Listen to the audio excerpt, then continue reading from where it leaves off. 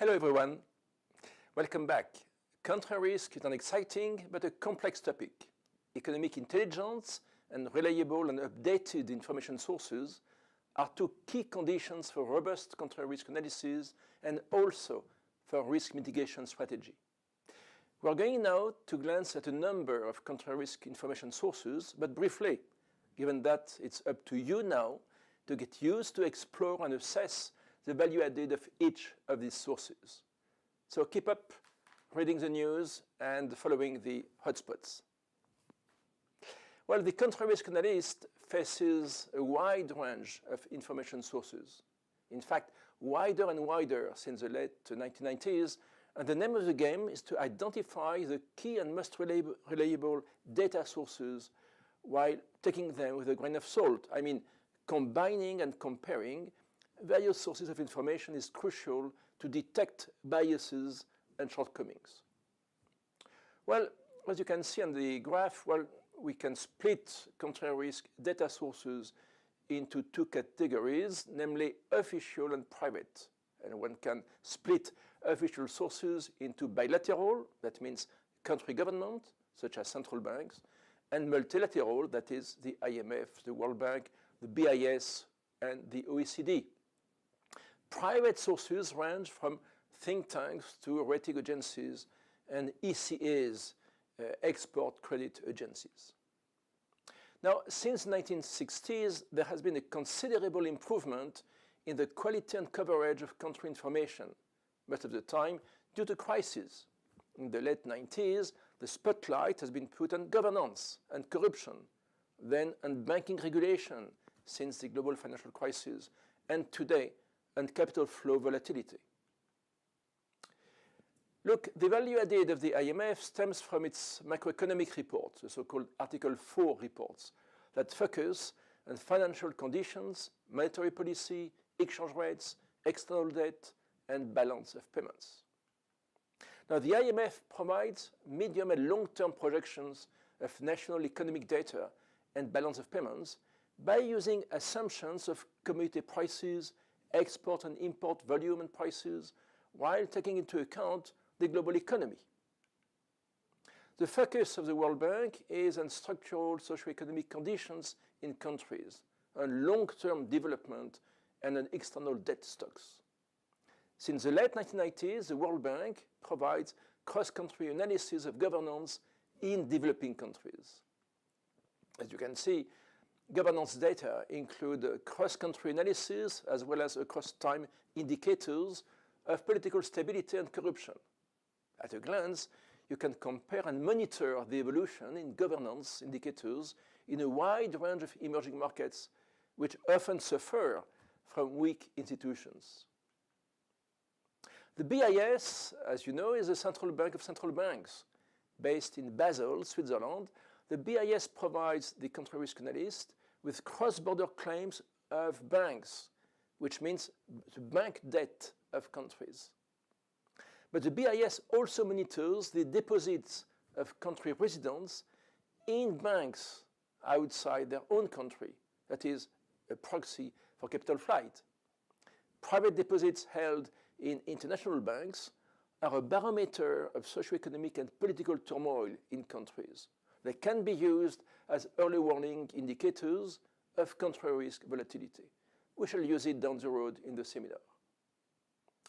Turning to the Paris Club, this is a forum of external debt negotiations between OECD countries, developed countries, if you will, and developing countries.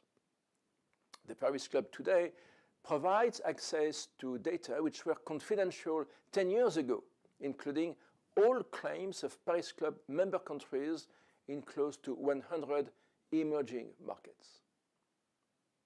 Debt restructuring negotiations are described by the Paris Club, including how much debt has been restructured, on what conditions, and with the support of the IMF and other IFIs, like the World Bank.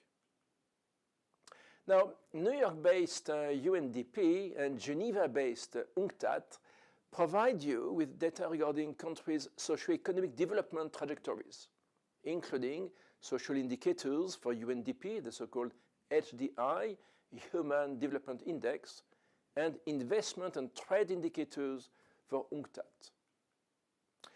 The HDI of the UNDP is based on a combination of a wide range of indicators, including life expectancy, education, health, infrastructure, institutions, and governance. It casts light on rent-based countries with vast mineral resources, but with very poor development prospects due to deeply rooted corruption. The Washington-based CIA, or the world-based CIA, is a source of interesting data and, as you can imagine, up-to-date and reliable data, including countries' political situation and the macroeconomic picture.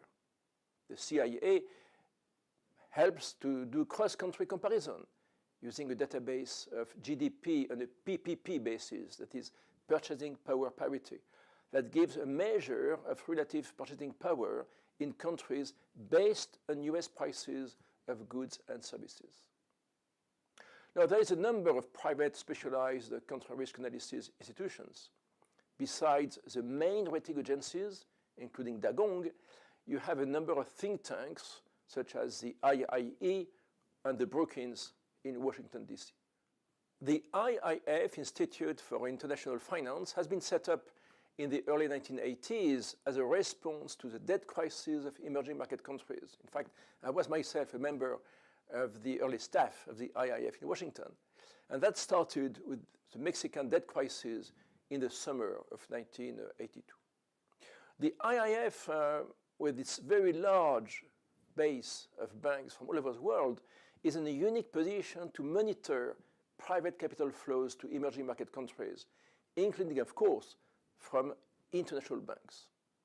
It also provides its member banks with in-depth country risk reports on around 80 developing countries. Rating agencies have lost much credibility since the 1980s, having missed repeatedly the eruption of liquidity and solvency crises in developing countries, as well as the abrupt increase in socio-political volatility in many countries. The role of rankings and ratings as early warning signals is increasingly questioned. Nevertheless, rating agencies such as S&P's or Moody's are useful sources of macroeconomic indicators such as GDP, investment, exports, imports, and debt ratios. COFAS is an ECA, an export credit agency based in France, but with a global network in nearly 200 countries. As insurer, you imagine that COFAS has an in-depth view of countries' strengths and weaknesses.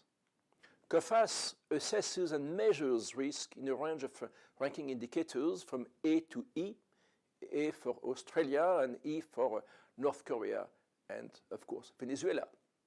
It provides an analysis of the macroeconomic conditions in each country, including the key indicators of growth as well as inflation, deficits, and creditworthiness.